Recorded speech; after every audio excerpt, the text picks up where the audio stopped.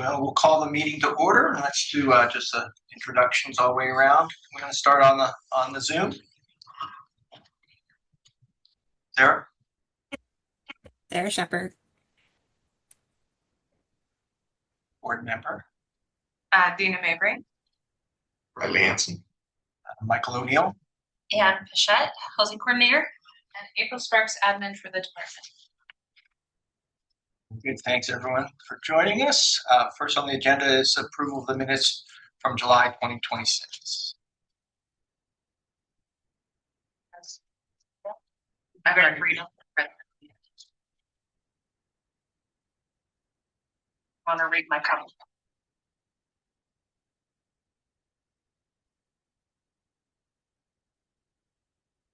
Motion to approve those minutes.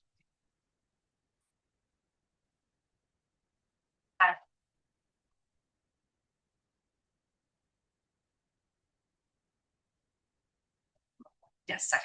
Awesome. Moved and seconded. All those in favor, please say aye. Aye. Aye. Those opposed, the same. All righty. Minutes are approved. All right. First, regular item on the board agenda is discussion of program guidelines updates. Now, and you want to, so you did have present to the city commission, but it was just a brief on this point because it's a pretty jam-packed work session, correct?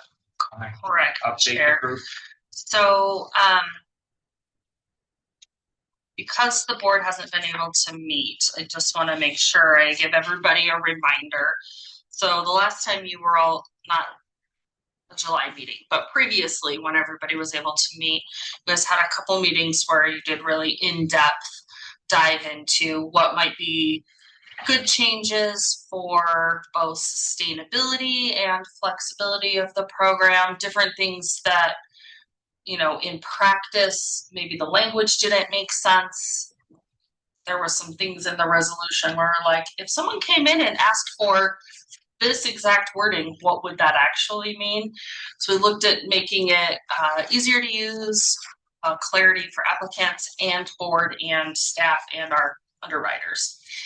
And so in February, I believe it was, the City Commission wanted an update on what that process was and how that was going. And at that meeting, they had some questions about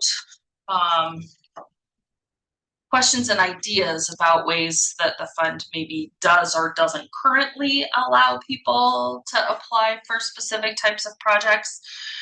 So then following the July meeting, I had the report back to the commission at an admin meeting about their ideas and questions. There were some questions about some language that looked like we were taking it out. The version they saw was the staff working version, where if I typed something in and then somebody reworded it, it kept doing all the track changes. We thought they'd want to see that process. Turns out that was a little more confusing because then they thought we were taking out original language.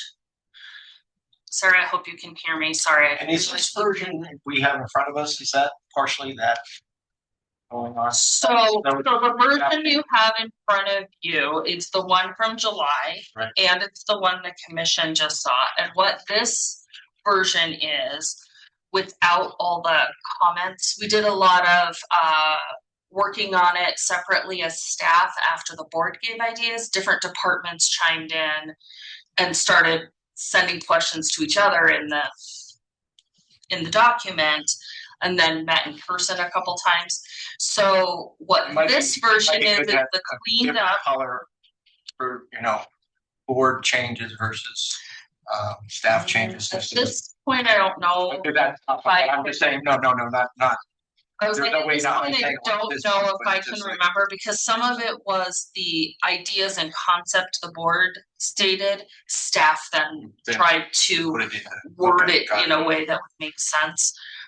So this one you see in front of you has formatting changes, but also additions. Some of the things the board talked about where they thought if we're already going through the guidelines, this specific section would make sense moved up here. There was a whole thing about the construction loans in that section where it's like, well, if we're making all the changes and the commission has to approve any changes, let's do everything. So even some of the clarity for reading and moving around happened. But then there were also some staff recommendations of things. And in here, this is not an actual proposed set of changes yet, because some of the changes in one section that are ideas as options do not necessarily correlate to the other parts, right? Because it's, would you like to do X or would you like to do Y? And so following the most recent meeting with the commission, they had fewer questions and fewer suggestions and did not give any indication of what sort of changes they'd like to see. Instead, they said, just come to us with our recommendation. So the task for now is looking through here and seeing if there are any things you conceptually that you really want, like typos, spelling errors, that kind of stuff we can pull and fix. If you see any, please let me know, because there were some. But really the concepts as a whole, because then legal and finance and planning staff will go back through again and clean it up for the commission. But the main thing that we were tasked with from that commission meeting was, is it a trust fund? Because right now it's not. And if the board is recommending it become a trust fund, what your recommendations are for how that will happen and how any funds are dispersed. In the case of a trust fund, that means we would be holding application cycles for anything in the $50,000 to $75,000 range instead of right now at $1 million. I don't know if that is usable for any of the upcoming projects or not. Whether you want to make it a revolving loan fund, whether you want to have grants in it or have it be a grant fund, or if you want some sort of hybrid where potentially a portion of the currently existing 1.5-ish be set aside as a trust, but some of that, what we would consider main corpus, that's what's been being lent out already, still be lent out in the upcoming cycle, knowing there are projects available and ready. And so staff will take the board's recommendations, share the board's ideas, and then staff will also go through and see what we can do based on the resolution and defining documents. But that's really the outcome they want, so that we know if we open a cycle after this, like I know Vice Chair Roush had some thoughts. He's like, well, at the last meeting, he's like, well, if this isn't a trust fund and it's really a revolving loan fund, why don't we just change the name? Right. So that's like the takeaway, but I want you guys to have a chance, especially because we have new members and people who haven't looked at it in a while, to really say, are there things in here you really don't want to have happen anymore, or new things you want to add, knowing that there have been quite a few entities in the paper lately saying they're building affordable housing in Helena. I don't know if any of them might come in for these funds. So may I suggest that we walk through the guidelines, but let's start with some of these larger rock kind of issues, which I don't, my sense is that is really must be coming from elsewhere in terms of the confusion on the housing trust fund kind of name. It's I can understand why that causes confusion, because a trust is usually throwing off income, but there's housing trust funds both at the federal, state levels, and local levels, including in Montana, where they really are just, they normally very low interest loan funds with some flexibility for forgivability. But the idea is that they would bring down the total cost of projects, cost of money. And so I don't think does anyone have any real issue on what this is called? Do we want to change the name of it? Or do we, if, we wouldn't object if the city commission feels it would be cleaner, but in terms of you know, the way these things, it's pretty fairly common to have what we have talking about. If we wanted to be a truly trust fund, I'd be okay if they granted us $100 million to fund it. But otherwise, it won't be throwing off. We won't be throwing off enough money to do anything with it. Chair, if I may, we did do some calculations so the commission would have a sense of what sort of income is there each year, and it is in the 50 to 75 based on the 1.5 that's in there now. To be able to have a loan fund that is a trust, we would need a fund of 20 to 30 million dollars to be able to have $1 million application cycles. So I think that's the whole, like, in the end, what is the concept? Some commissioners want grants, some want lower. There was a big discussion about that a 5-to-1 match is too high. And I let them know that the one project we did was like 25-to-1. And so maybe in this realm, that is a reasonable match. And so I think they just want the concept of, are we going to start telling our finance director to run it like a trust, or can we use the funds that are there as you are looking at your options? But you're right, like without $100 million or $30 million, we're not going to be able to do big projects. What are board members' thoughts on? Well, I definitely echo the confusion on calling it a trust. It strikes me that with $1.5 million, regardless of how it's handled, whether it's a trust or a revolving fund, that's not going to last us very long. Yeah. So if it's another project similar to the one that was just funded, it's essentially one more project, right? And so the sustainability from me kind of comes in, like that is not a very sustainable project if it has the potential to fund one more project. Whereas if it was treated like a fund, even if it is a smaller amount, at least, you know, it would potentially create a longer sustaining. I think you could have lesser contributions and still the primary impact of the Helena Fund, certainly the money itself at a lower interest brings down your total costs of money. But that what you want it to be is enough that it represents the local, in most of these statewide scoring, which are primarily some either federal or quasi-federal funds, and it looks for local support, which historically a long time ago used to be, oh, the city commission wrote a letter of support, they're for this. Now that doesn't, what it made a difference on, you know, is that it shows, you know, $500,000 is a serious kind of thing. You wouldn't necessarily have for it to be $1 million, even $250,000 is a significant contribution to a project that would get some interest. Certainly $1 million makes it, you know, recognize that there's these things, in the general public, there can be a confusion, but, oh, well, $1 million can actually get you something. It really, it's unfortunately, it's everything costs so much that, and so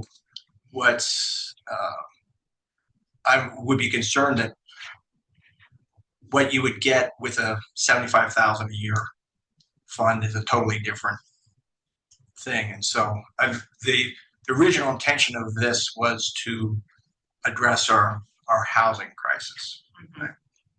And so, and that we, in supply of housing, and try to generate and help Helena be more competitive on that. And we try to be broad in terms of those. So rental, both smaller and larger projects, and originally we included home ownership, both under new construction or rehab, and home buyer assistance, that it could be an additional support.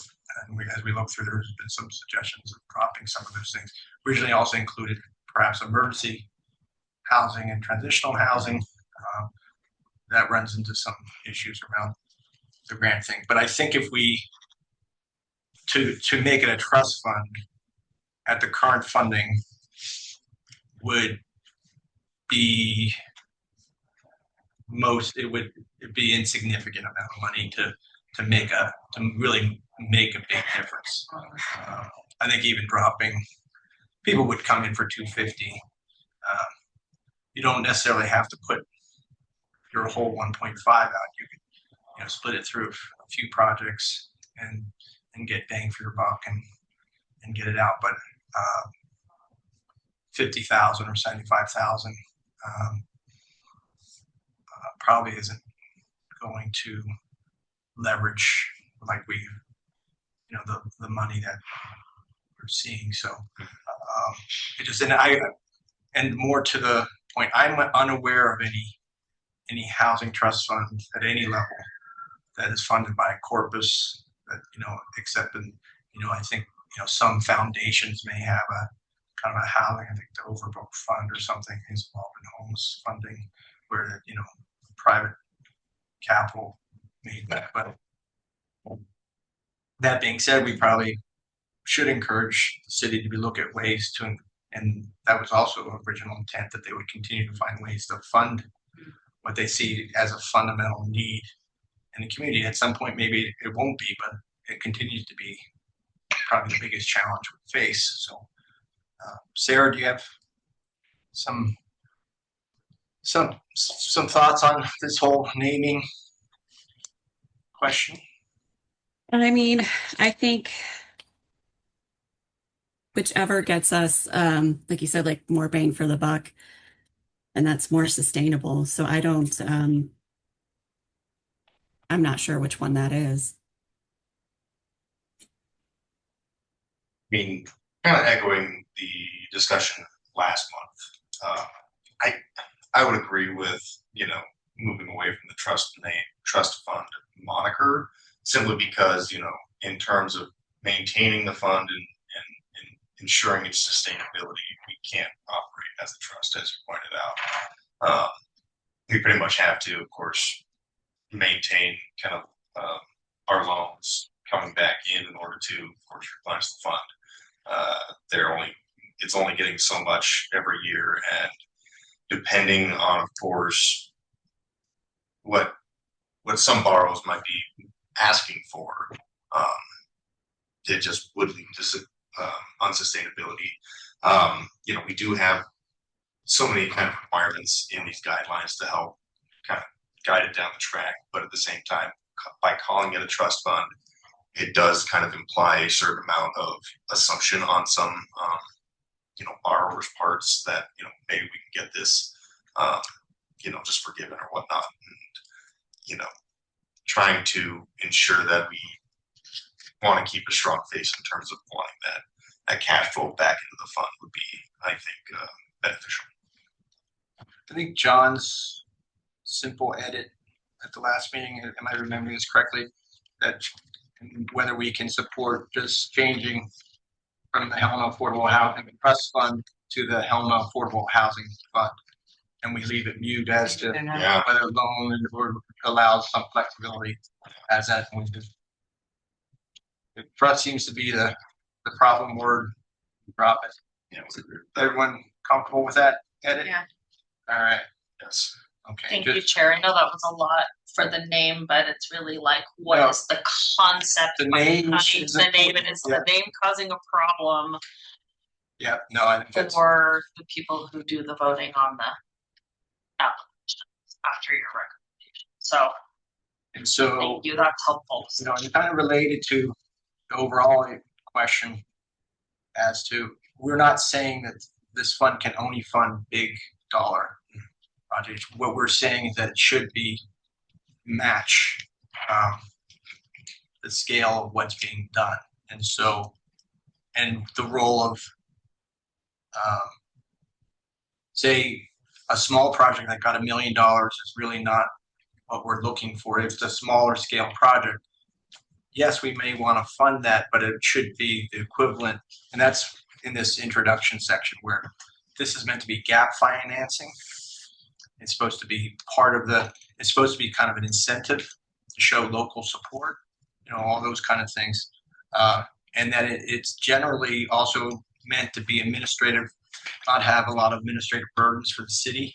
And so one of the things that it being part of other financing packages, that most of those types of financing would have some sort of compliance that the city can use just to make certain that it's meeting its goals. So like if you have just say, it's a little harder to do if you have just like a private project that doesn't have any other federal funds or anything in it. But generally most housing program funds come with, you okay, Ed? I'm so sorry, smoke. I'm so sorry. Would have felt bad if we let the minutes show that we've lost Dan. Let's have a moment of silence. It'd be a That would have been. Never keep talking. Yes, and keeled over. Michael just kept talking. But that's the. So I mean that's part and parcel of this, but a lot of different funding sources would be able to do that. So where you have compliance paperwork that is being used for the compliance here, and that it's meant affordable housing, and we define it in here. It is because prior to this, there was an effort the city to get involved in affordable that ended up being not affordable. So we kind of try to keep to some of the barriers and boundaries. And if we break out of that affordable thing, recognizing, I think we do in some places where in certain circumstances, kind of the affordable housing world has kind of reached out up to above what had traditionally been the 80% of median income being affordable. But I think in some cases, 120% might be possible. So we're just on page 1 to get through this, but I think we're generally in agreement with that, and the priorities I think are still pretty consistent. I had a question on this in readiness to proceed. The original language is saying, is this is this project a doable project? Now, what I'm concerned about adding in readiness to proceed, I would want something, some sort of timeline, because what I think readiness to proceed might have a counter effect that I think probably the city money may be most critical in coming in early in a project, because it's the idea to show support. And if we say in readiness to proceed, it would almost suggest that after they pretty much have the project together, they can come in and show that. Okay, so I mean, I think what we're trying to do there is distinguish something from that's not fully baked.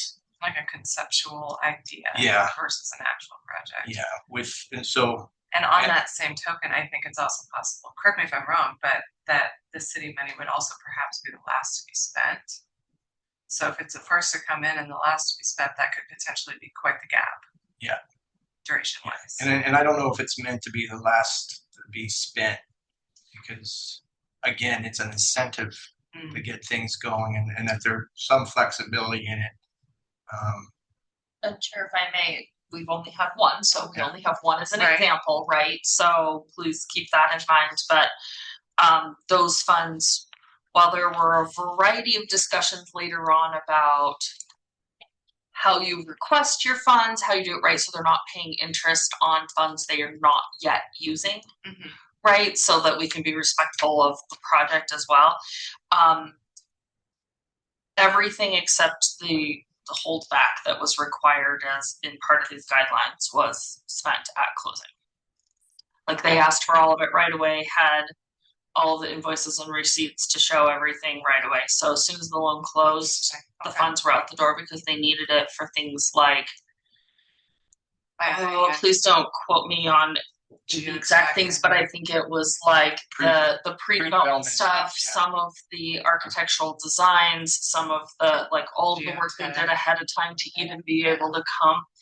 So And not as an example of what every project would need to be, but the structure is saying how it could be structured. that part of it, and only part of it became a part of the permanent, and the rest was just a construction loan. And so pretty much taking out the construction loan at the closing on the tax credits usually comes after, and so those funds come in later. And so I would just to get back to this, I would suggest that we edit a realistic timeline or something rather than a Readiness to proceed. I agree. I think that is too vague of a statement. Okay, that's helpful. And maybe actually not even too vague, just the incorrect. No, I think it's vague. That's what I was thinking. Yeah. Yeah. And so, yeah, I specifying think we the just timeline pulled so it we know straight what- from CDBG, if I'm being honest. Yeah. I That's fair. will make that suggestion. Yeah, in fact, I feel like the preceding line helps to identify what we're looking for, but just to add, like you said, a schedule, an identified timeline in order for us to confirm the intent and the rollout they're proposing. Okay. Now we're kind of looking at these changes, assuming that Riley and I were here when we were doing this originally, and there was many months of kind of wordsmithing on it. So if anyone sees something within that isn't part of a suggested change and you want to talk about it, please call it out. But we'll just drop down to the next addition. Again, that ends up being a little confusing for me. Projects that will not require ongoing investments of HAHTF funds or hinder the sustainability of the fund. So I don't think, I think what I thought that first part of what I thought that originally meant, projects that will not require ongoing investments of affordable housing trust funds, was getting at the fact that this was a one-time funding, and primarily it's getting at it's not an operational fund. You know, it might be to buy something, develop something, construct something, renovate something, but it's not to pay for. It's not a fund you can come back to. But when we add or hinder the sustainability of the fund, that raises that the purpose. Certainly, higher interest loans would be more sustainable for the fund, but the fund is for the purpose of developing affordable housing. And I can't remember who added that or why. I think it may have had something to do with the parts later on that allow the applicant to ask the commission to waive the requirements in the guidelines. And that this was supposed to, I think, I'm sorry, I can't remember, but I think this was supposed to help remind the final decision makers that stepping far outside the requirements in here of dollar amounts affects the fund. Which is what we're seeing now, right? Is that instead of getting. I think we get at that elsewhere when we're adding this or hinder this. I feel like this statement is unnecessarily vague yet again. Okay. In terms of really trying to define kind of our expectations. So would you guys recommend just not adding the red back in? Like taking that red add in out and just leaving it as it says, not requiring the ongoing investments of the fund? Because I think the next bullet point really gets at it, that project will have a sustainable long-term impact. I also think, for my readability, I prefer to use sustainability as in both environmental protection sustainability and fiduciary sustainability. I kind of like a way for me to like mentally separate those. Okay. So maybe not reusing the same word. Okay. I don't know I have no suggestions on what the new word would be though. So I'm sorry to give you a. I think you actually kind of just nailed it on the head, like either separate them with environmental sustainability or fiduciary sustainability. Yeah, because the two next bullets there kind of so One's we would say that we'll have a long-term impact, maximizing. I mean, sustainable. Basically, the sustainable long-term impact would suggest without having the need to come back for more funds. Mhm. So that one, that shorter bullet there is referring to fiduciary sustainability. Yes. Okay. And then the okay. next one, to your point. Yeah. It's environmental both sustainability. environmental and fiduciary sustainability. Okay.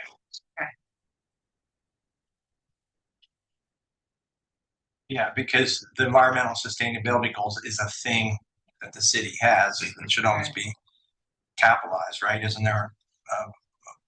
The city has adopted a environmental and sustainability goals and objectives that is environmental, that isn't financial. So if we're going to make a change, it probably needs to be in that sustainable work, as you pointed out, and have a sustainable long-term impact.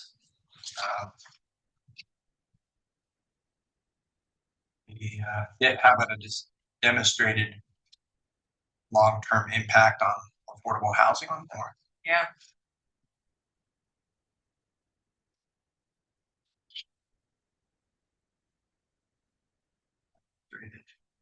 Long-term impact on affordable housing.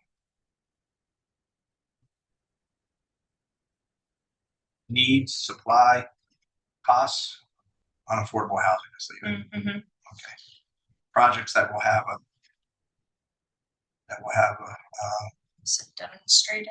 a demonstrated That is sustainable. long-term impact on affordable housing. Projects that further the environmental sustainability goals and objectives. I would suggest that we're looking for energy and natural resource conservation in the design and everything that goes in is it's probably the most fully developed statement in the thing. And the length of time a project will maintain its affordability, that there is a difference between a 20-year affordable and a 50-year affordable for all extensive purpose of permanent, 100-year, 99-year. Okay. So since we have this, get through this, eligible app include nonprofit, for-profit, and public organizations that will own, develop, and or sponsor eligible activities. That is a dramatic thing, so I don't. So former English teacher, I'm sure we can go around the room on that, but I think we'll be okay, right? So this next change in for eligible activities does make a significant is a significant change, and so I wonder what people think about that change. And they're not the only. And so have we struck permanent, transitional, and temporary housing through the whole fund? I don't know about that. I'm just I'm not sure if we want to. I guess let's deal with them separately.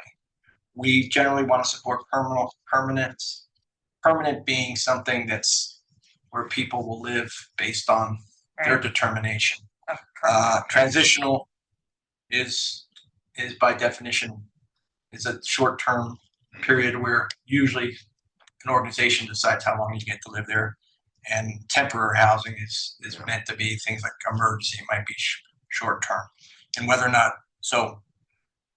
How do we feel about any of those words? Well, I feel like we're trying to make it vague again, but in a positive direction. I think including the terms permanent, transitional, and or temporary housing are a little bit too constrictive in terms of, I think, the types of projects you might be able to see out there. At least just rewording it to just refer to affordable multifamily housing allows for a little bit of wiggle room, especially because you could consider transitional housing as multifamily residential. Same thing with temporary housing. So I guess I don't mind scratching those words from it. Later we then define the multifamily housing is defined as 3 or more dwelling units on a partial either rental or owner occupied. Obviously this discounts any potential single family dwelling support. But I think further in here, we do actually still have the single family dwelling unit development. But this is defined as well as being part of a larger development of 3 or more dwelling units. And Chair, if I could, part of the discussion of not necessarily having a very high interest rate, right? Because that's not really the point. Maybe slightly more, or there's a whole section where there's lower match requirements for different types of housing, or things could be grants. Part of the discussion became, one, there was some comments that things like permanent, transitional, and temporary housing, instead of defining housing in that way or specifically calling out, there are other sections that call out like people with disabilities or people who are older, instead of talking about the actual individuals and what additional needs they might have, and these different types of housing and terms that are used in different ways, was to say very clearly multifamily housing and like income based, instead of by putting in a variety of different options that didn't have good definitions, then it made it less clear. And the other part of this, the goal for, like, as Sarah said, getting the biggest bang for your buck, was a place like the YWCA has access to things like community development block grants that somebody who's just building income-based affordable housing units does not. And so we looked at things like the home ownership or any programs that existed across the state that are being run by other nonprofits or other entities that someone could access. We got into does this program have to be everything to everyone? Or can we kind of have the focus be, we need places for people to live longer than 2 or 3 months? Yeah. And so that's the bigger concept behind that. And then what would be important is to hear if the board has a preference on that. We just looked at other entities that could fund some of the needs in our town in a way that this fund might not be it, right? Like if the YWCA can get a $750,000 grant, then they're not paying loan interest on this fund, And the right? fact is that a transitional or emergency housing really doesn't generally have an income source to pay back a loan. So, but to just move us through this, for me, these changes really muddy the waters. And so I think similar to what we did, if we could just make it that this fund, this assisted activities must add, improve, or support affordable housing. Love it. Period. Scratch all that other stuff. Affordable housing, either rental or owner occupied. And then eligible activities include construction, demolition, reconstruction, conversion, rehabilitation, acquisition, or financing of affordable housing. Just my thinking is that defining, I'm not sure, one, multifamily generally, when people in the housing world talk about multifamily, they're generally thinking about rental. And there are some examples of multifamily home ownership that would be like a condo or something like that. But I think so. But if we do scratch transitional or temporary housing, we are making a change there. Because if we're saying affordable housing that's either rental or owner occupied, we're taking off the table emergency shelter and transitional housing. So, what do people think of that change?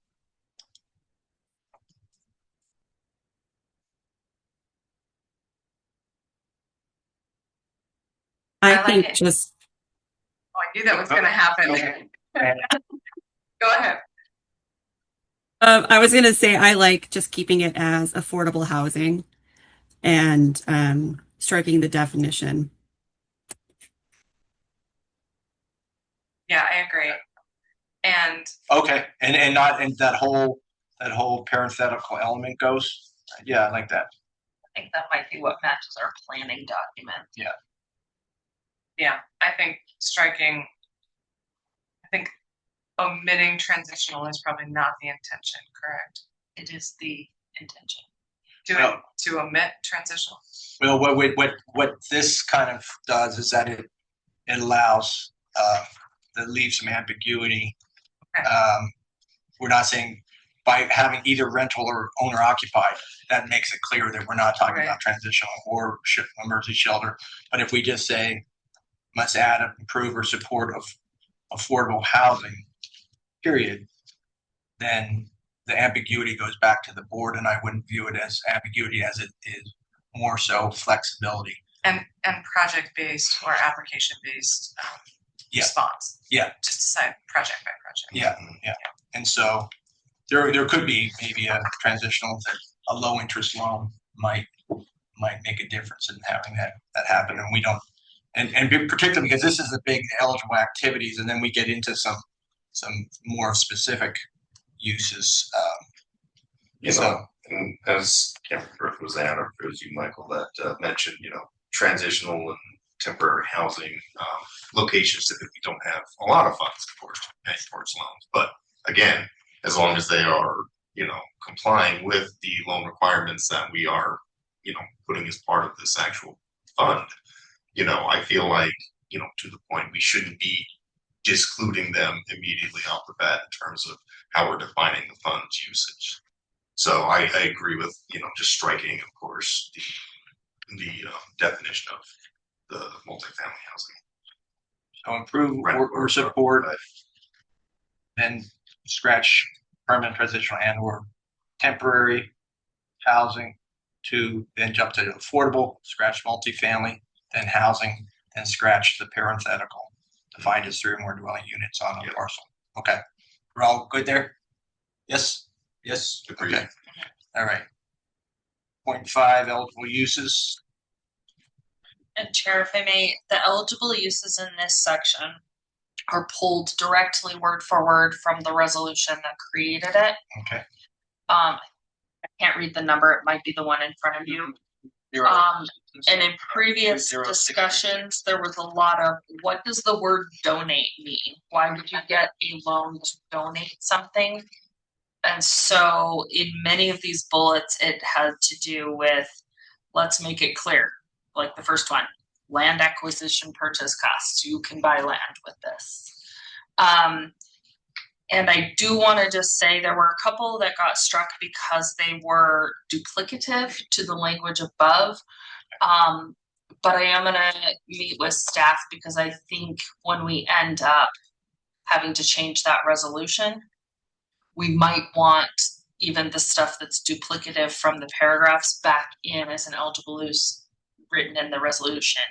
Like that sentence above, eligible activities include the construction, demolition, all of that. That got pulled out because it was duplicative, but Okay. I want you to do that. But most of it was because nobody knew what an applicant would come in for a loan to donate. That word didn't. So, okay, I think we can probably move. I think they should just clean up things. So, are people comfortable with just a simple statement, assist with land acquisition, purchase costs for the construction of affordable housing on that land? I agree with And we'll that. accept those changes.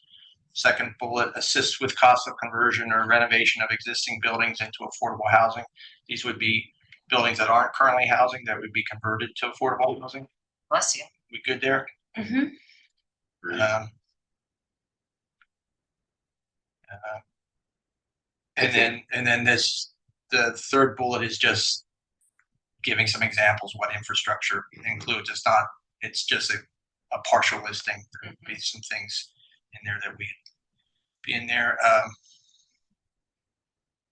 So they've scratched the next bullet that seems to be somewhat redundant, and then also throw some wild card things into here, like the word operating. So probably that whole, are we comfortable scratching that whole segment? Riley? Oh, I'm reading through all these changes correctly. If we scratch that entire bullet point, you're no longer allowing the fees to be going towards the actual construction of it. Because nowhere else in this list do I see it, the fees are actually applicable to go towards planning and or construction and or That's operating the of it. one I'm saying was duplicative because it was in the paragraph above that I think for ease of commission and board, we probably should add back in following the same standard language that the bullets are above. Does that make sense? Yeah. People are like, oh, well, it says it above and the whole first page says it's gap financing. But I was like, if someone pulls this section out by itself, they need to still know So that this gap is the only financing use. is a thing. So are you suggesting you take the last sentence up in section 4 and drop it into that? I I think think I would we keep it the same and take out the word operating. Okay. agreed on Okay. that. Get rid of that. Is that what you're saying, Riley? Well, what my problem is that I mean you're right. It is duplicitous of the last sentence of the previous paragraph. But if we are going to the effort of doing a whole section of eligible uses, we need to make sure that is in that I think we section need to of pull it back in. uses. Yeah, that's where I'm with you on that. So, I mean, and I feel like the last sentence of the previous paragraph is more or less just kind of an overview of eligible activities. But then again, if we're just going to go into the section of it, yes, let's scratch that last sentence of that paragraph and then make sure it stays as a bullet point. And like you said, remove operating expenses. Yeah, I would move actually. Maybe we just move that whole. Well, yeah. What we Just make really sure need that- to we need to scratch operating or owning because the cost of owning a property is another way of saying. Operating. Ongoing expenses. Yeah, these are ongoing expenses, and that the purpose of this is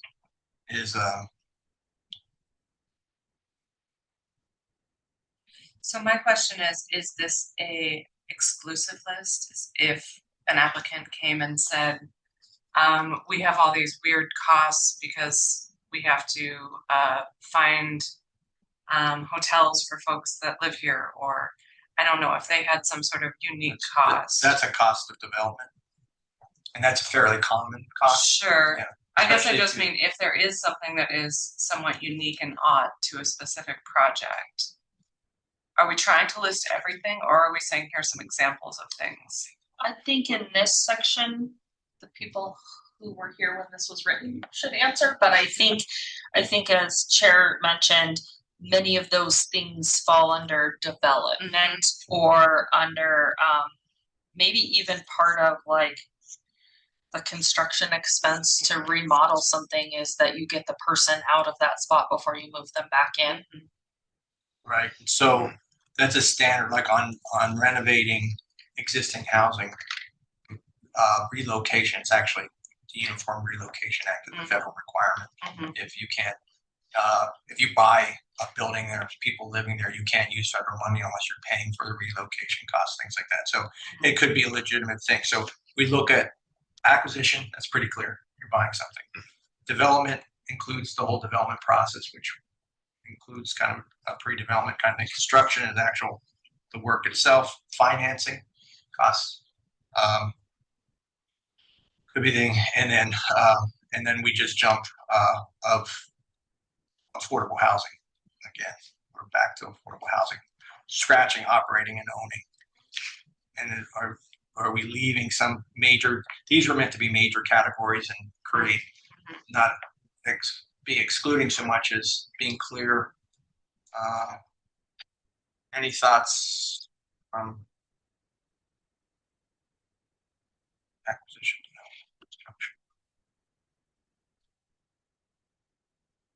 Financing's a little Nebulous. little vague with the cost, but that could be, money you might need. The cost of, if you need to do some pre-work, like, major appraisals and market studies and stuff that has a pre-development cost that might be possible. And again, I feel like development does really kind of capture a lot of different items. But yeah, I mean, I would agree with striking operating or owning of affordable housing, maintaining the acquisition, development, construction, and financing of that affordable housing.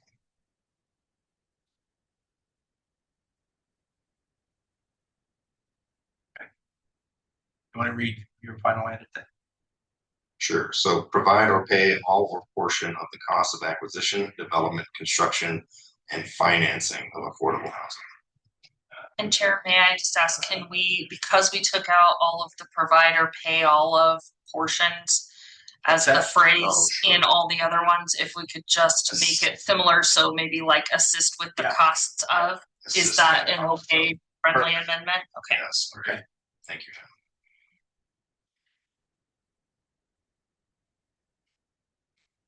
And then the same edit, well, there was So Assist we- with phone use. on the infrastructure. So do we need this bullet if we're saying provide or pay all or portion of the cost of financing of infrastructure, water, wastewater, streets? Do we need a separate that says pay all or a portion of the upfront costs associated with water and wastewater systems development fees? I would agree. Would that be covered in the on that third bullet, or do we need to be clear so that because water and wastewater, you probably and you can tell us more as to the city requires you to pay that up front. Okay. So that is somewhat well, definitely you would generally. I don't know if you can finance those costs. So I'm okay leaving that with the scratch. I mean, I feel like, assist with, Yeah. again, kind of brings it a bit more vague Yeah. to help with a little bit of flexibility in that regard. And then we assist with the upfront. I think the key part is there is that the distinguishing is that there are some in infrastructure, there are some separate costs that may prove to be difficult to finance as part of. So assist. That's the word that we use. Assist with the upfront costs associated with water and wastewater system development fees. Are we good? Okay. We're scratching. We're good to the next bullet being completely scratched. That suggests kind of more of a operating and an ongoing kind of counseling. Provide loan guarantees to affordable housing projects. I think that's a way they can the funds can be used in a kind of a slightly different way that doesn't necessarily put the that you continue to have access to the funds, and it's kind of just that stuff. That might be, loan. Do we need to find loans? Is it understood that loans could include bonds, things like that, or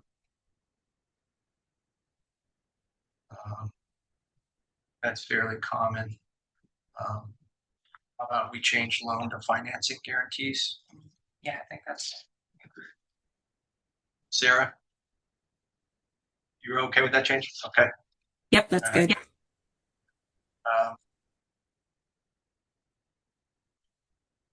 Next bullet is the one that falls under the, it looked duplicative, but if someone pulls up only the resolution and we make these match, we should probably add it back in, even though it was in the narrative in the first pages. Yeah, I think we Depending need on to what say you that. guys think. I mean, it's to provide gap financing for affordable housing projects.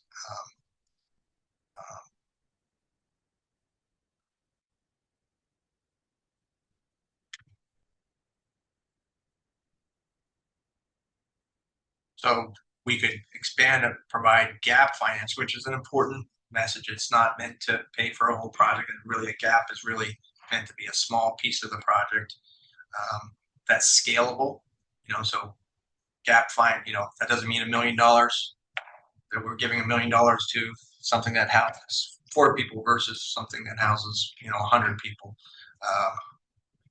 But do we want to also address the other things we talked about where it's an incentive and it's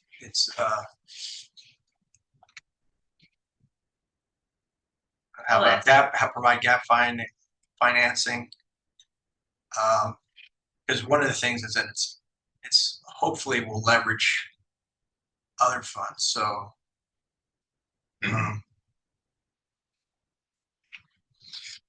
With the intention that it matched the resolution pretty closely. yes. It's currently, sorry, Chair. Currently, this eligible uses section in the guidelines is pulled directly from the resolution. So in making clarifications here, I will then have to ask the commission to amend their resolution and it will now have this linkage in it. So this section will be the same because there's a whole section on what the eligible uses are, so then those will match.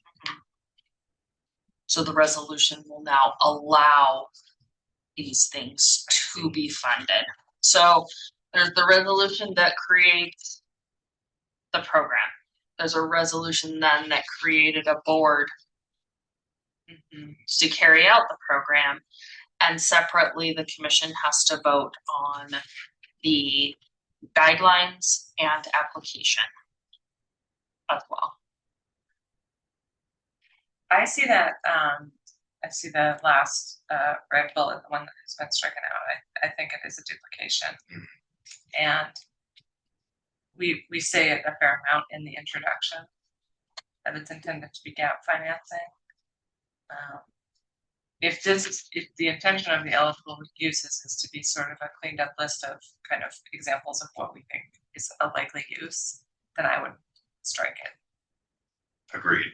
We're pretty much Saying using that that over. document Yeah. to define these loans as gap financing. So to kind of just state it as an eligible use seems redundant. Okay.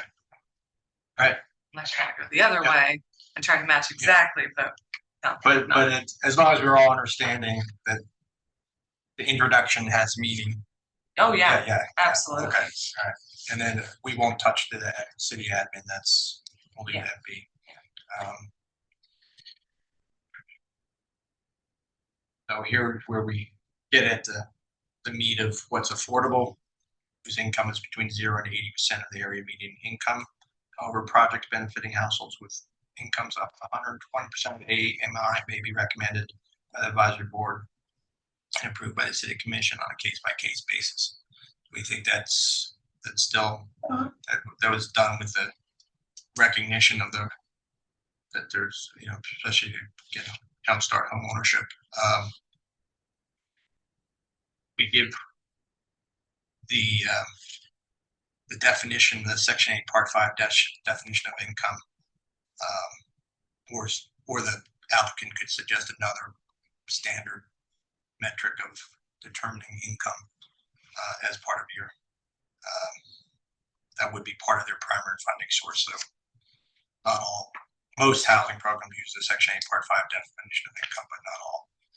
So we keep going along and have some state of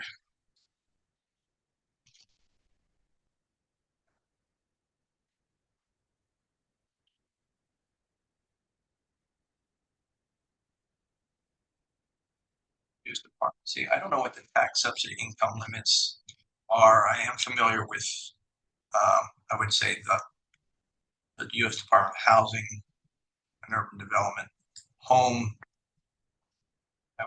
program income limits is kind of a standard. I think this is the one off Commerce's website. Is that what they use? So I can't multifamily remember. tax subsidy. I'm not familiar with that. I think it is.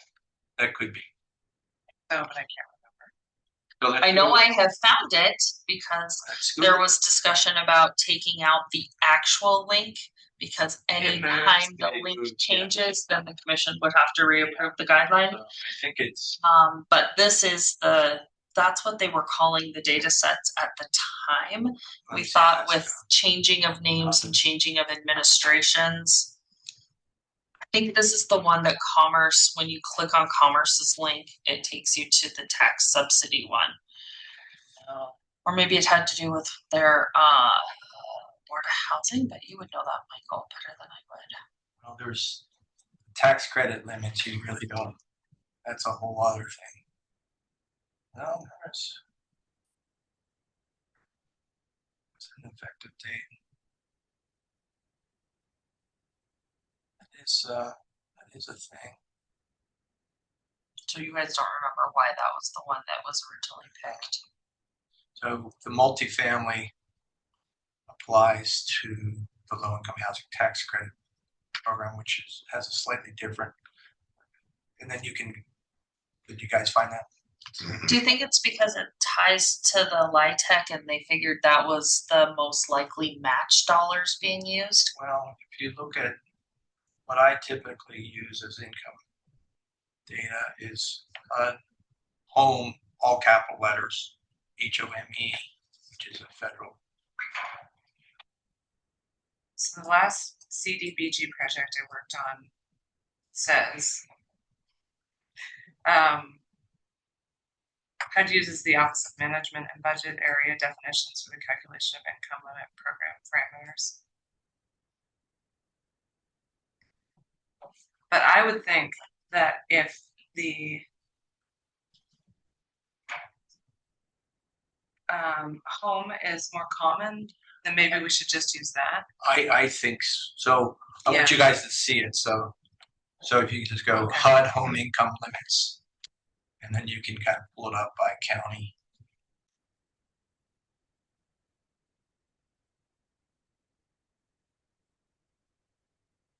I also think that using one and not two is probably cleaner. Yeah.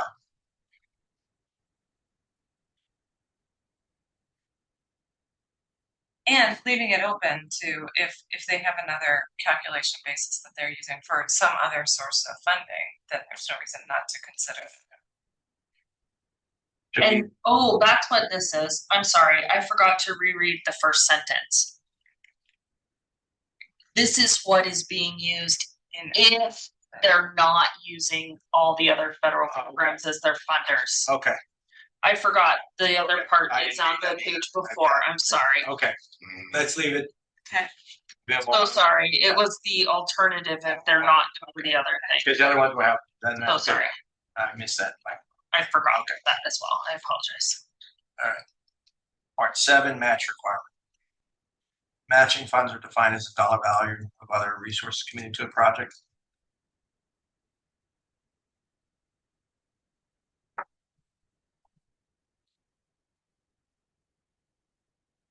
So that last sentence there is stricken because it just kind of duplicates the sentence before. That's what it seemed like. It does. Yeah. I agree.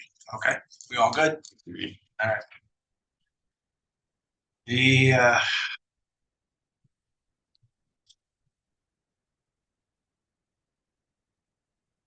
minimum $5 of matching funds to every dollar of housing trust fund financing. A 5-to-1 match is required. Are we good with that? It seems to be a minimal level. Agreed. Maybe that's Garrett. Yep. Yes. We'll agree with that scratch. Okay. Item 8. Building standards and accessibility. So Still administered by the U.S. Department of Housing. That's a whole other issue. I think Yeah, currently, Yeah. I think maybe it's not. I think it was to Yeah. clarify that the Fair Housing Act is not administered by the city of Helena. Well, the laws are in the, what it's talking about is actual the accessibility design requirements. So, and I would recommend striking all of them. If I'm honest, I think that those change occasionally too. so these are the specific things down below Mhm. are what's called the visitability standards, and they've been inserted into all the state federal housing programs. Mhm. And so it's in the absence of a fair housing requirement, that, let me see, the way we have to be careful as we start scratching things because. So we say up front that must comply with the Fair Housing Act, administer. It should say the Fair Housing Act's design standards, because I think it's what's missing there. Design standards, which you can look up. That's a thing. And whether or not we can scratch the administered by the U.S. Department of Housing and Urban Development, because it's not necessarily being administered by them. That's part was added in probably 10 months ago or so. Well, but This is good to know. No, but they never administered the design standards. The design standards are in federal law. It's kind of like it's the law. Right. Like, And it's kind of like the ADA for commercial. Exactly. Yeah. And so I'm wondering, like, I mean, to that point, if we even want this added line, I don't think we do. Which I think what Ann's getting at is that it's not administered by the city of Helena. Yeah. Right. The previous sentence, or this first sentence in that paragraph, of course, indicates city of Helena, adopted building codes and zoning so ordinances. any large rental project development would have, it requires an architectural sign off on it that it meets the design standard. So it's kind of like you need to have a licensed architect sign off on that thing. So you can scratch the administered by, you don't need an administered line. And then the reason these things on the bottom are included in the visitability is that the Fair Housing Design Standards only apply to housing units of 4 or more, and so they don't generally apply to single family housing. And so the effort and to be just truth in advertising, I was involved over about a 15-year period of working with the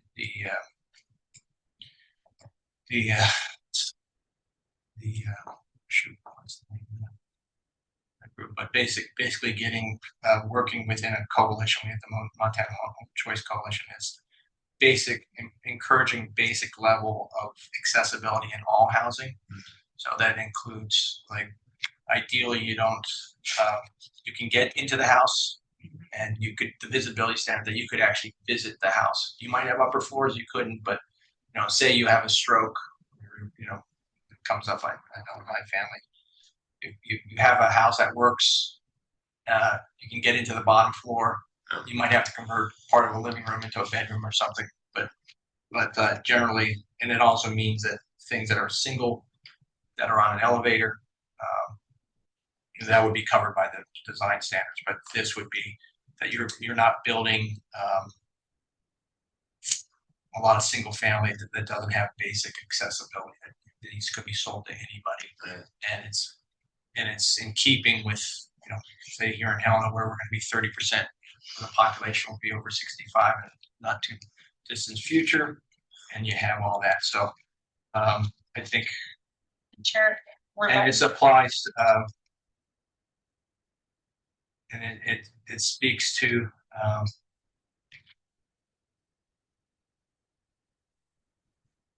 So who maintains the visitability standards?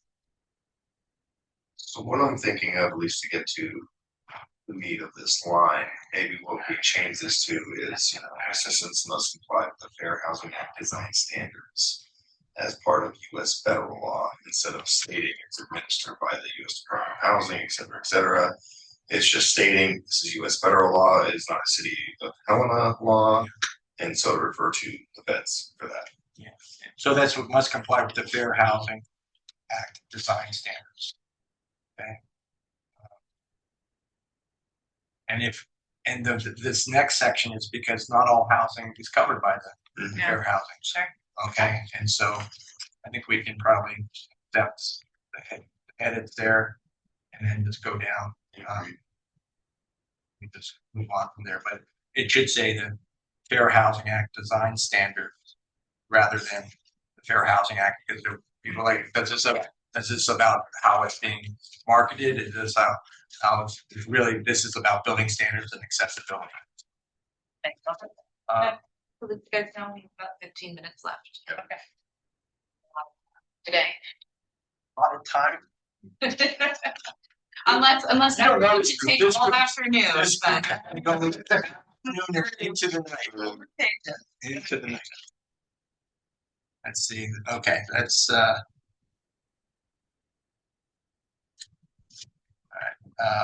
the next thing. The city may agree to waive certain accessibility for rehabilitation activities. Yeah, good.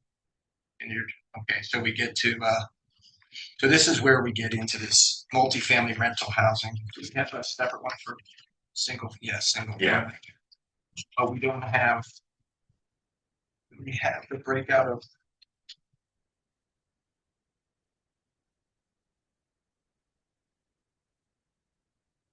Yeah. So.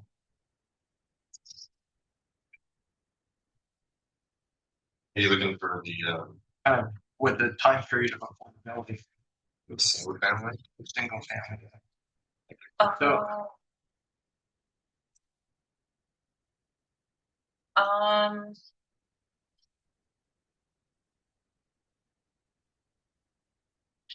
At one point it was 35 years.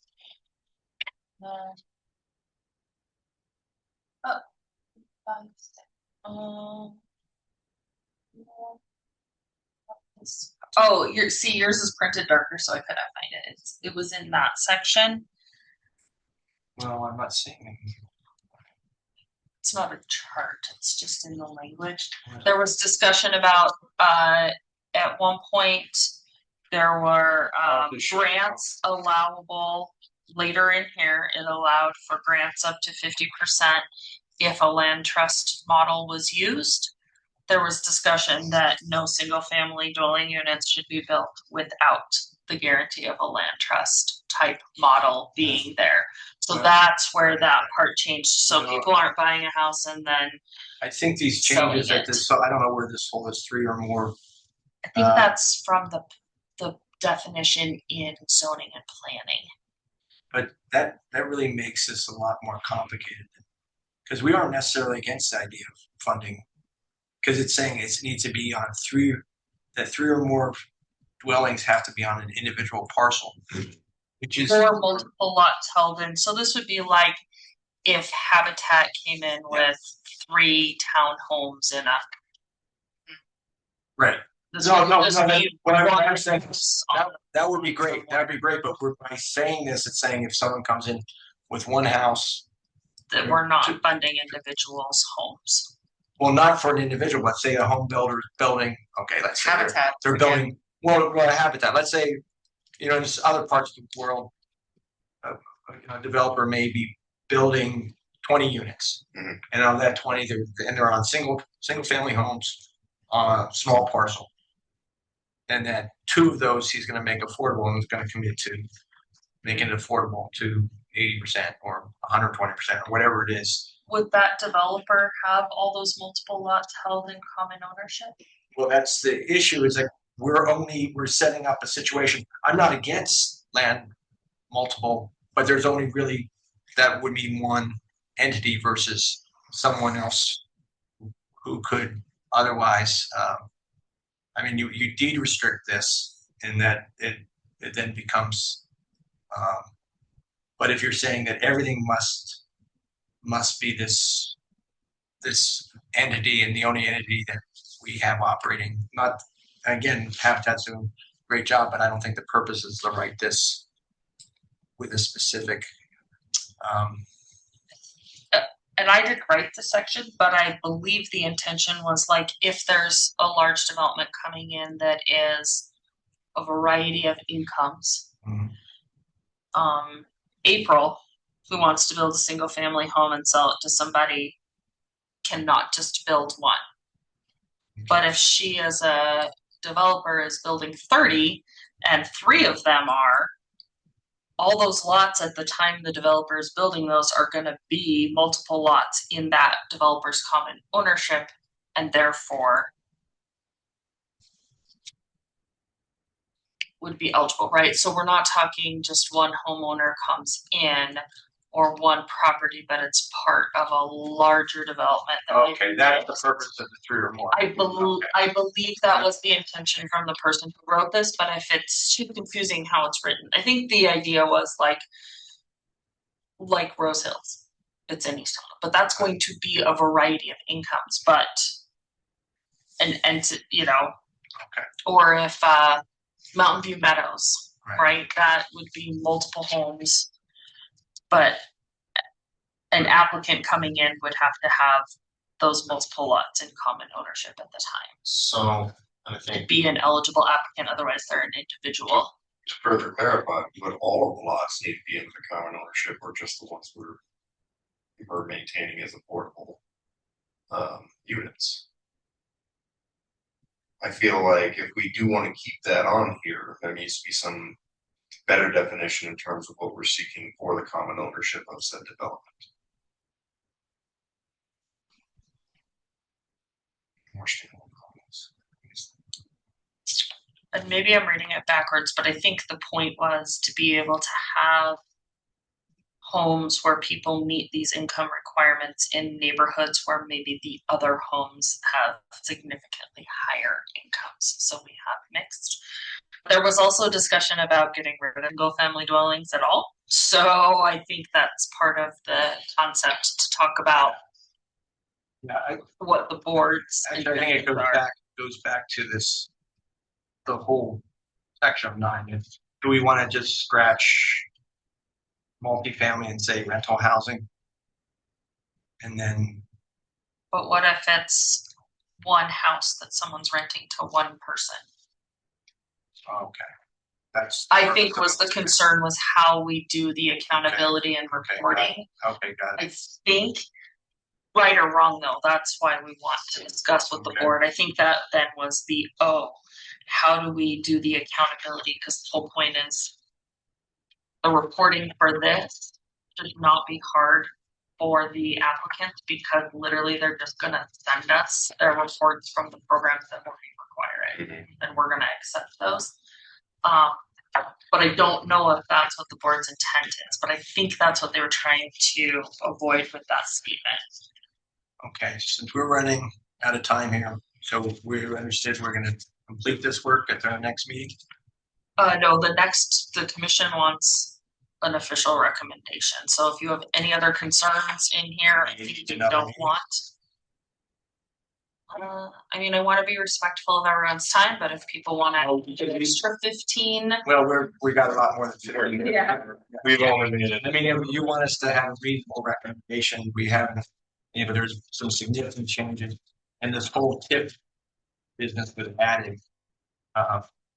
and we did kind of talk about that at the last meeting, that the TIF part was added because we wanted to make sure entities knew about that set aside and how they could use it and how it's more flexible than regular TIF was the 10% set aside for housing. And this is totally different than workforce housing being infrastructure now. This is just the city of Helena's required 10% set aside. Right. So applicants could use it together. Is it meant to, is it to say that if 10% is now gonna be awarded through? No. Oh, okay. No, it's not that it's awarded through, it just allows applicants to know that they could actually use both programs together. Because the housing part of the TIFs aren't outlined in another document My somewhere. concern is that we had forum issues, stuff like that. But for whatever reason, the board of commissioners have been interested in this, and there's been conversations about this without really our direct. We have a Yeah. buy report, and it leaves the impression that we may or may not have. So if we're going to make a recommendation, we have some work to do together, and it would be, public board like this, we can't do it by email or something. That we have to have It's a public forum meeting. of emails, So, It is summertime, When which is the makes it next- harder. The next meeting is September. There has been a request to potentially change the date from September 9th to September 16th. To accommodate quorum. And, but if you're saying this has to be ready for the board of commissioners, if we could find a date, When do they meet next? Oh, this can't go to their next meeting. There's a whole like I mean, what are we shooting for? 5-week process. If we had this done today and staff could meet next week, this would be going in November. So if we want to have meaningful input on the rest of this, we then need to meet maybe next week. April. Is that- we and what's can't, your- 'cause that would be enough notice. Notice to- No, so technically we need 48 hours notice. But what if a board is adding a meeting that they 48. would normally? Just 48 hours notice. This, or the department, how does the department feel about additional meetings that we've not discussed? Is that allowable with other boards? I think we need at least 2 more. Because this is largely a work session, and we could call it a work session. Let's do that. So that way you guys, and again, it's still gonna be publicly noticed, all of that. The way we publicly notice is, throwing it up on the calendar. But we'll have a work session. Let me know the time and date. I'll reserve a room. Let's just hold it as Be we available? normally do. Can we do it next Wednesday? And, No. and, no? Wednesday does not work for me, Okay. nor does Friday. We don't like Friday meetings, period. Nobody likes So Friday. nobody likes Friday. Nobody's, come on, Riley. I think it's a little bit. Following to Fridays make it look Yeah. like you're. I think whether you are or not. So, But just no one likes, especially in the summer. I mean, I could do, I can't do, I mean, And could you guys do, if you wanna stick with Wednesday, could you do I can move stuff on the 26th. I could do the 26th.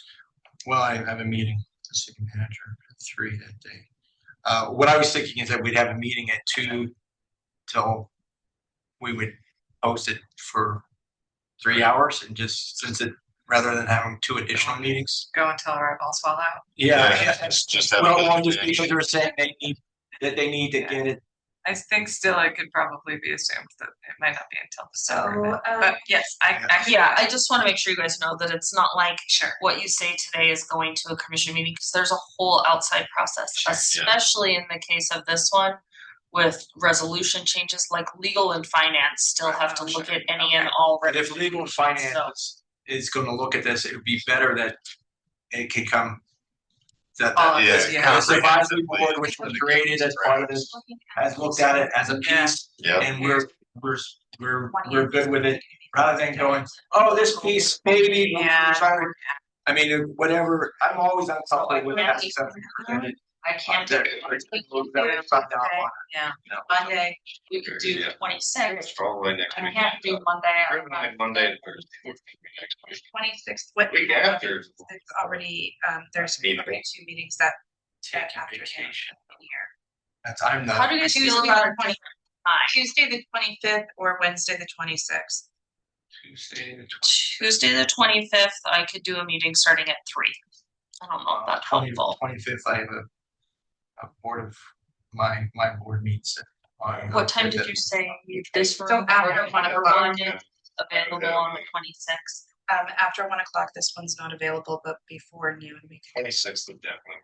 Is room 326? Would work for you. Yes, 26th. Yes, Okay. but not, All right. they work in hard I'll stop change before. mine. Is there's an advocate coming? All yeah. afternoon on the 26th. Okay. So I'd say. 26th has no meeting room. Well, no, 326, there would just be a hard stop at That's open for. Yeah, but that doesn't- And there's a meeting up here. How about, Yeah. how about your staff? I mean, we do have our staff meeting in 401. Our Okay staff, about that? our. It would just be crowded if members of the public come, Yeah. but are you guys okay with? Yeah. I mean, And we we don't still really need to need do this, Show up. and we don't need this But big we of a need, room. we need to be zoomed. Right. We would still have a Zoom And on. they're in Zoom over there? Okay. Yes. Well, we don't care where we meet, but, Yeah, and I just have to change my meeting with. On the 26th? Yeah. Oh, I thought you said you were okay on. Well, I want to get this done. I'm Oh. meeting with the city manager at 3:00 and I'll just let her know that we're working on this. I'm sure that since she'll be fine with that. And I'm gonna reschedule that Or you could duck out for your meeting and come back. If we're still going, I do not want to be the person who cost you to reschedule. Let me know the time and I'll get things set up and invitations set out, so it's on. Do you guys want to start earlier than 2? I mean, if Carol, we're do you changing have the any day, I done? made it easier. Yeah, I could start that right now. I have my auditors, but it's a Wednesday. Later in that week, I would have a problem. Oh, sure. Yes, they're still here. Okay. I could be available by 1. Yeah. me 1. too. 15, 1. We can be flexible. is our Run over. Sarah, as we're throwing dates back and forth, if we're looking at Wednesday, the 26th in the afternoon, with a maybe that- until 5, but not past 5. Yeah, that could work. We'll just come, everyone. You guys just want to start? Start at 1. Why we talk our Well, if you're saying 1:15, let's just call it 1. 1. And I'll run over. Do you want to? Okay. Yeah. I don't You want guys you wanna to be bring- rushed. You want that? You, We won't look at you. We won't. I'll be sweaty, but it'll probably, Okay. I'll be fine. you sure? Alright. Okay. I really appreciate your guys' flexibility on that. And maybe Because I know you didn't really get a chance Yeah. to look at this at the last meeting, and I don't know if people looked at it in between or not, so. Yeah. So. August 26th at 1:00. A brief recess at 2:00 for folks to try to make their other meetings. And then we could meet again. Yeah, but then I'm just gonna change that meeting. I'm gonna change that. Okay. So, I don't Just be 100. that should, maybe I'll stop at CSAC. Gonna book it 1 to 5. Calendar. Yeah. there. And we're gonna come with. Actually, I think we did some great work today. Yeah. I really feel like there are people in the room who were here when this was created. There are people who are new and there are people in between, like me. And so it's really helpful to see what the concept was and whether the concept still meets the needs and what is or is not helpful. And I think one of the main ideas was that we had concerns that the way it was currently written, someone could ask for a grant of the remaining $1 million and then there'd be nothing ever again. So we wanted to take a pause and see if that was really the intention before someone came in and applied for that and it was eligible. You know, Well, there's nothing that ties the hands of all this is up to the city commission. What they want. and your recommendations as a board Yeah, to the yeah. commission. Meaning that even if it, on paper, looks like it applies to all of the things, you can still look at it and say, this doesn't really fit the intent. Right. Yeah. Right. And we should put something in there that we have that Right. should not be funded. Sure. Especially putting it out as city policy. Yeah. All right. Agreed. Start over at section 10 in 2 weeks. 2 weeks. I really appreciate all of you. Thank you for your time. Thank you for your willingness to have another work session, because I think that'll give better information for the commission. Thanks for plugging along with us. Just let us know what you need for the 26th. We'll make sure the sound and technology is actually all better in that conference room than it is in this one. So Oh, this one was fine. It was good. And I might be able to be there in person, so. Famous Zoom last word. Oh, yeah. It's gonna be helpful. Thank you all. Thank you. Good work. Next time.